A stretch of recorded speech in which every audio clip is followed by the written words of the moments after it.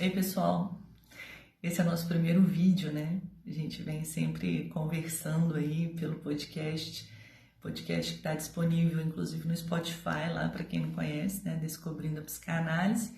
E aqui nesse vídeo a gente vai continuar os nossos estudos do livro Histeria, do Christopher Bolas, tá? O episódio, tô acostumada a falar episódio. O capítulo que a gente está trabalhando hoje aqui se chama As Funções do Pai, tá?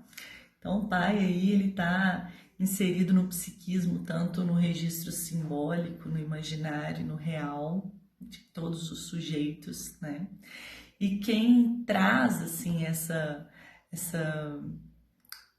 instância, vamos dizer assim, né, para o psiquismo da criança é a mãe, tá? A mãe, ela não vai só falar desse pai, mas ela vai também apresentar para a criança os sentimentos que ela tem com relação a esse pai, né? A presença do pai, é claro que é um traço importante, né, da experiência das funções, só que ela não é equivalente, tá, à função do pai. Por quê?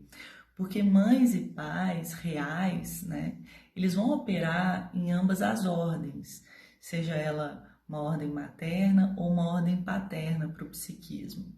Entendam o seguinte, a mãe interna e o pai interno, ele vai incluir as imagens do self da mãe e do pai real, tá? Se refere aí a essas estruturas psíquicas internas do sujeito, mas o pai real, ele pode não estar presente na vida da criança, mas ela tem uma mãe que também consegue realizar essa função paterna para a criança, né? Ou de repente tem um outro cuidador que vai ali, né, conseguir apresentar essa função para a criança, tá? Então, assim, não necessariamente precisa ser o pai real que está ali para poder compor, né, essas funções paterna e materna na vida do sujeito. A gente precisa pensar também que a psique, ela é bissexual, né? O self, ele se utiliza tanto de funções maternas quanto de funções paternas. E essas funções, elas foram internalizadas a partir aí do self e dos seus cuidadores, né? Principalmente dos seus pais. E, inicialmente, o que o bebê possui, né, é um inconsciente chamado de primário. Ele é composto pelas representações de coisa, como Freud chamou. Essas representações de coisa são um acúmulo de experiências somáticas, experiências visuais, experiências auditivas. Essas experiências, elas vão sendo acumuladas ali, o bebê só as recebe, né? Só que ele ainda não pode pensar a respeito do que ele está recebendo, tá? Quem vai processar essas representações vai ser a mãe que conhece o seu bebê, né? Ela conhece ele pelos seus afetos, pelas suas sensações, né? O seu soma, pelo seu pensamento. Ela fala desse filho e nesse momento, assim, o pai, ele tá fora, né, do psiquismo. Ele não participa, né? A função do pai nesse momento, que a gente chama de pré-verbal, vai ser de proteger essa dupla mãe e bebê, tá? Esse pai, ele tá ali para proteger esse espaço, para garantir as necessidades dessa dupla, né, com relação à realidade, tá? Mas só depois que a função paterna vai estar vinculada à autocensura da criança, né? Nesse sentido, a gente já pensa na formação de um inconsciente que é recalcado secundariamente, tá? Nesse momento secundário é quando o self já pensa, e ele pensa sobre a forma de linguagem, tá? Ele consegue recalcar, inclusive, as ideias que o seu psiquismo julga que são censuráveis, que são indesejadas, tá? Então, o self, ele vai se adaptar a esses nãos que vão sendo introduzidos, esses nãos, essas leis, né? e vai exilando ali aquele conteúdo que é indesejado. É isso que representa uma função paterna no psiquismo, tá? Essa é a estrutura arcaica do pai na vida inconsciente do self, né? São essas proibições, essas leis, essa moral, né? Então, ao se referir à ordem materna e paterna, a gente está se referindo a duas dimensões do inconsciente, tá? Eles são unidos ali, né? Tanto o inconsciente primário quanto o secundário, aonde um vai estar de acordo com a ordem materna, que é aquele período onde havia ali só representações de coisa, né? Só essa capacidade de receber, e o outro vai estar ligado a essa ordem paterna, onde não vai haver só mais esse recebimento, mas a ordem paterna já tem esse funcionamento de recalque, né? De retirada, de exclusão de conteúdos, aonde então no psiquismo a gente já tem aí o sim e o não. No inconsciente já tem essa marca, né?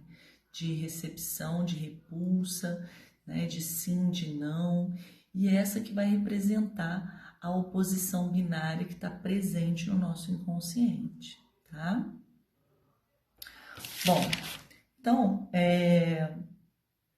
o histérico, ele acaba, né, agora que a gente está chegando no histérico, agora que a gente vai falar dele especificamente, o histérico ele vai lidar com essa binaridade somente com o auxílio ali de um falso self que ele vai criar, tá? O que o histérico faz é tentar negar o acesso a essa lei paterna, tá? Ele vai fazer isso devaneando a respeito da realidade. Ele não vai ter um contato, ele não vai receber integralmente essa realidade, vamos dizer assim, né? Na histeria, o pai ele não vai ser incluído pela mãe como um objeto desejável, né? Isso pode acontecer por vários motivos. Vamos pensar, por exemplo, num pai que abandona mãe e criança, né? Isso acaba resultando no enfraquecimento da sua aparição ali no discurso da mãe, seja porque essa mãe também pode ser uma mãe histérica, né? Se essa mãe é histérica também, ela pode não lidar muito bem com essa figura paterna e ela pode trazer uma ambivalência na relação da criança com essa figura paterna. Ela pode apresentar esse pai, por exemplo, como um objeto muito idealizado, né? Até mágico, ou como um objeto real persecutório, né? Perigoso. Então, esse apagamento do pai, ele pode deixar a criança incerta. E essa ambivalência vai ter um prejuízo, né? Porque a criança não vai saber como que ela vai utilizar as funções de pai e mãe de uma forma que seja integrada, né? De uma forma que seja, não sei se a gente poderia usar esse termo, de uma forma que seja saudável, né? Uma forma combinada, fica melhor, né? Então, essa ambivalência com relação à figura do pai é que vai fazer com que a criança construa um self que é um self falso, né? Então, o self verdadeiro dessa criança, né? Quem ela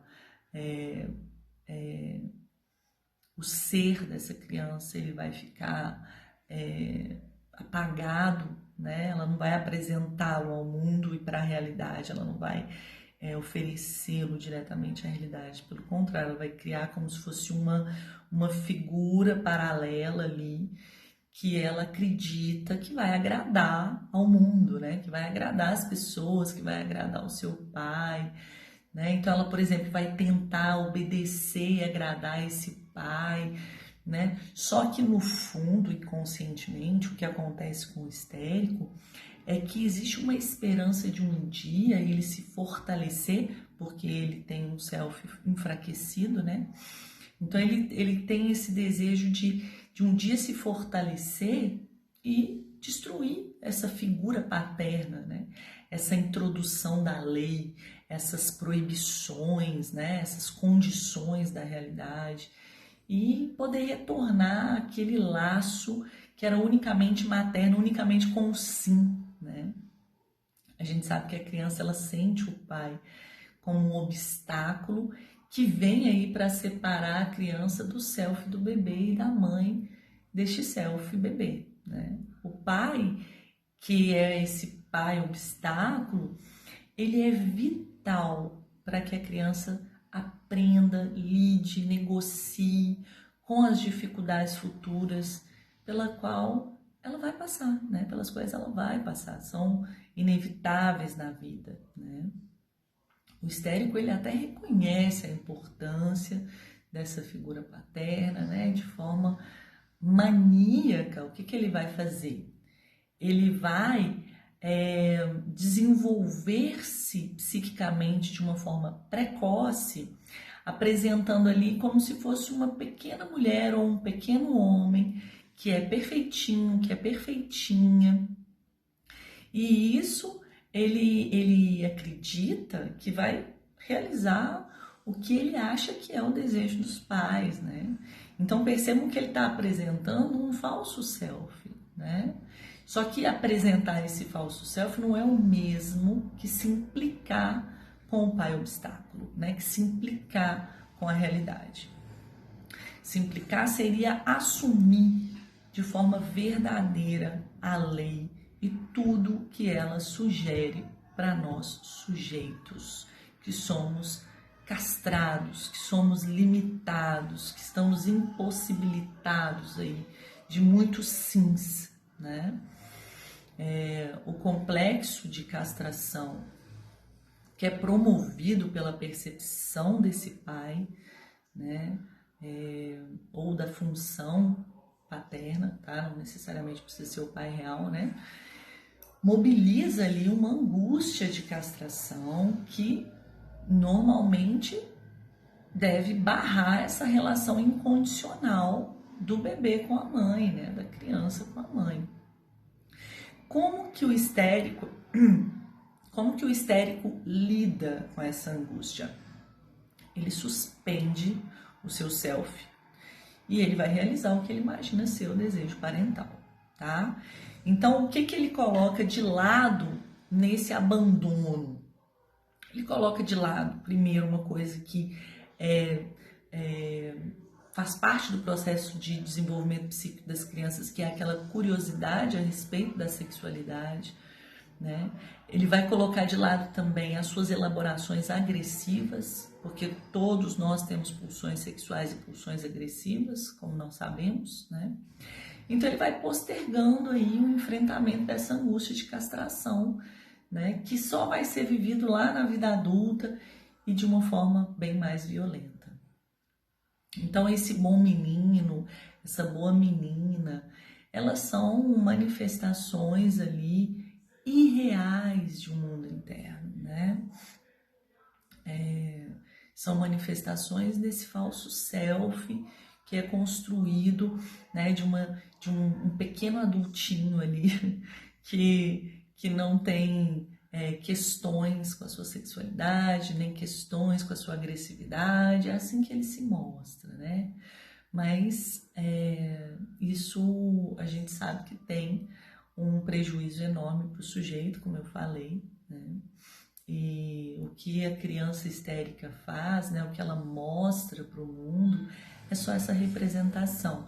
É uma representação que ela acredita que vai seduzir os seus pais. E olhem que na vida adulta é exatamente assim que o histérico se porta, né? Ele mostra ali uma representação que possa seduzir o outro, que possa conquistar o outro, que vai agradar o outro, né? Então, o histérico, ele demonstra que ele não lida bem com a própria sexualidade, como a gente viu nos episódios anteriores, que estão lá no podcast, né? A mãe histérica, muitas vezes, ela acaba contribuindo aí para a constituição de sujeitos histéricos, né? A própria mãe histérica não lida bem com a sexualidade dessa criança, né? E isso vai formando aí a histeria, né? Então, o histérico, ele acaba dessexualizando o pai, né? Ele dessexualiza a mãe, como a gente viu no episódio anterior, mas ele dessexualiza o pai também. Ele transforma o pai, assim, no papaizinho, sabe? A gente já viu muito esse tipo de tratamento, né? O papaizinho, que se a gente for pensar, ele acabou tendo a sua função castradora marginalizada, foi retirada, foi abolida ali, né? A sua função de árbitro da realidade foi eliminada. Então, a idealização dos pais, ela sempre serve para isso, né? Para dessexualizá-los, tá? Observem isso sempre que vocês perceberem uma relação de idealização dos pais, tá? As mulheres histéricas, por exemplo, quando idealizam muito os seus pais e acabam encarando os outros homens como assim muito aquém, né, daquele pai. Ele é um homem incomparável, né?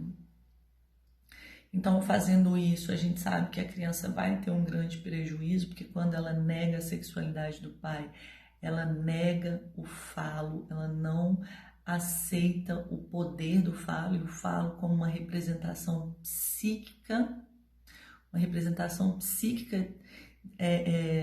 dessa função castradora. Como ele nega essa função, o seu próprio self fica enfraquecido. E há uma crença inconsciente ali de que se ele reconstituir o self na ordem materna, ele vai se empoderar, né? Tem um exemplo que eu quero trazer para vocês, está no livro, claro, na página 118, para quem quer acompanhar aí. O paciente diz o seguinte: sou basicamente duas pessoas. No trabalho eu sou muito responsável e maduro e as pessoas me têm em alta conta. Quando saio de casa e pego o metrô para o trabalho, eu realmente fico ansioso pelo meu dia e pelo trabalho que devo realizar. Gosto do meu jeito, isto é, a maneira de eu me vestir. E a maior parte do tempo eu acho que essa é realmente a minha pessoa, embora esteja sempre como que me olhando a uma certa distância com admiração e, portanto, de alguma forma, atuando. Mas trata-se de uma atuação que para mim funciona. Suponho ser este o problema. Porque quando atravesso a porta de entrada da minha casa, desmorono como uma criança. Eu visto minha roupa de correr e, para o desgosto na maior parte do tempo de minha mulher, eu falo como se fosse um bebê. Eu tenho apelidos para tudo e sou um garotinho bem pequeno. Quando minha companheira reclama a respeito da relativa ausência de vida sexual entre nós, digo-lhe que não gosto de sexo, de um modo irônico e petulante. Quando realmente fazemos amor, fico surpreso de eu gostar disso.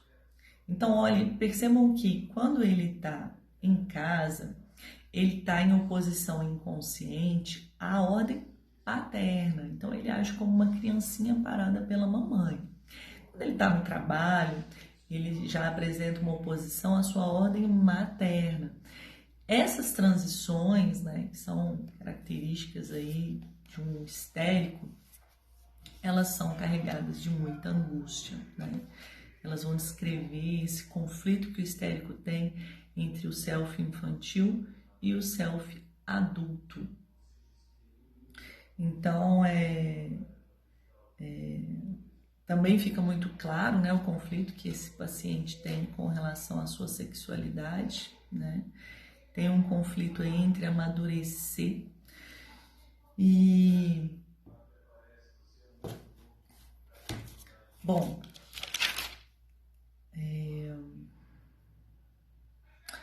o que acontece, assim? Os histéricos, eles vão sentir, né, esse conflito entre amadurecer, essa aversão à sexualidade, né, isso acaba gerando ali no histérico uma sensação de que ele sempre tem que fazer uma escolha, né? E essas escolhas são percebidas por ele como escolhas extremamente difíceis, e eles acabam se apegando muito a esses dilemas de ter que fazer uma escolha, de ter que tomar uma decisão, e isso para eles reflete assim um extremo esforço, e que por eles estarem nessa situação de tanta dificuldade, né, de tanto esforço, eles acreditam que eles são muito especiais, ou mártires, né, mártires dessa vida. E aí o Christopher Bollas, ele fala de duas saídas para a histeria.